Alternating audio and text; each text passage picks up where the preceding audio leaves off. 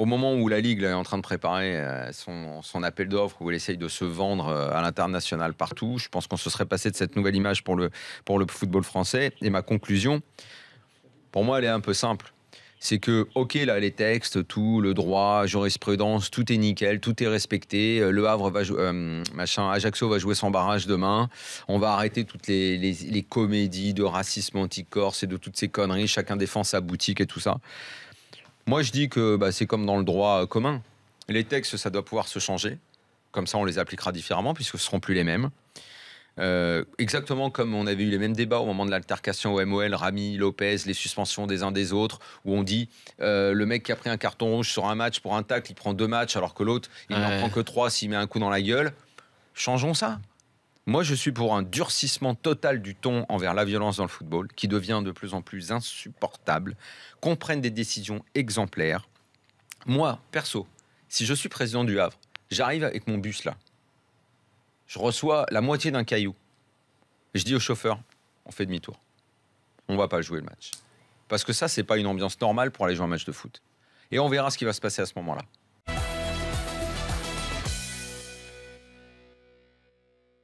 J'ai pas dit que c'était pas grave, mais ça mérite pas un tel déchaînement médiatique. Marc, s'il te plaît. Ce type de déchaînement, il est réservé, malheureusement, non, c'est faux. un certain type de club. Mais c'est faux. On a fait la même chose quand c'est arrivé à Metz-Lyon. On a fait la même chose à Marseille-Lyon. Arrête. Non, tu vois, Marc, le problème, c'est malhonnête de dire ça.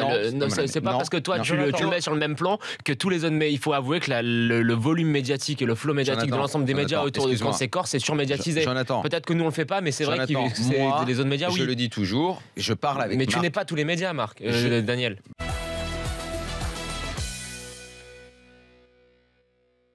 Ça me fait un petit peu rêver pour les Bleus parce que je me demande si jamais le rôle qu'il a avec Chelsea, au départ c'était un rôle un petit peu de sentinelle, mais il avait Nemanja Matic à ses côtés l'année dernière. Là cette année il a été obligé de faire un petit peu plus de mettre le bleu de chauffe et tout ça, mais il est en train aussi de trouver cette dimension autre dans son jeu, qui est une dimension de percer les lignes. Donc tu veux dire qu'il a encore une marge de progression, quoi. Non mais il a progressé énormément cette saison. Enfin je dis ça, il était déjà magnifique la saison précédente, mais là je vois pas mieux. En ce moment, je vois Philippe, pas mieux. Ça n'a jamais été une sentinelle, N'Golo Kanté. C'est un box-to-box.